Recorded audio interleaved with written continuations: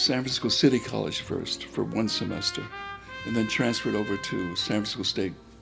And it was after the military, and my head was in a lot of different places because of the military. And I was there just for the education.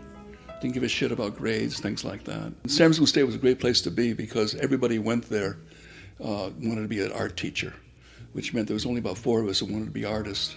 So they had this facility, and California was rich at the time, so the materials were great. We had all this stuff to use.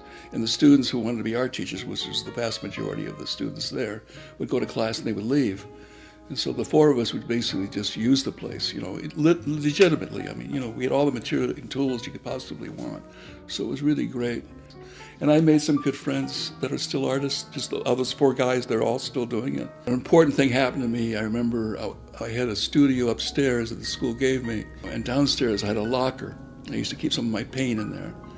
And I needed this tube of paint that I had in my locker, and I remember it was yellow. And going to get it, I found myself running on the stairs, and I stopped and I realized, hey, shit, I'm actually excited about something. And I really realized that it didn't make any difference that I wasn't going to be Van Gogh or Vermeer or something, that just the idea of doing art was really the most important thing. And that's what I really accepted myself, is this is what I wanted to be doing. It was just a moment in time, and I just caught myself without thinking, just running in excitement. Because I wasn't excited about too many things.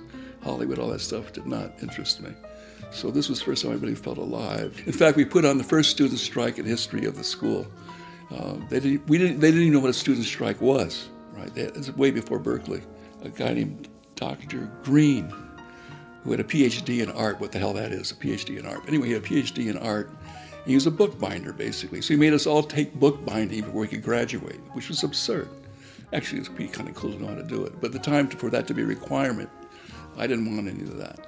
So we closed down the art department on the strike. We didn't even know how to do it. We just figured, we didn't know if it was a criminal act or not, because it just wasn't being done yet, I had a library book that was overdue, and the dean of students called me in and said, you got to pay your library fine. It was like $1 or something. And he says, you got to pay it now. I said, but I didn't have $1. So I said, well, can I pay it tomorrow? He said, no, you got to pay it today. I said, what happens if I don't? He said, I'll throw you out. So I said, you throw me out of school for $1? And he said, I'll throw you out of school for 2 cents, So it was a weird time, and this sounds like total bullshit. He literally had a book on his desk saying how to understand the contemporary American art student.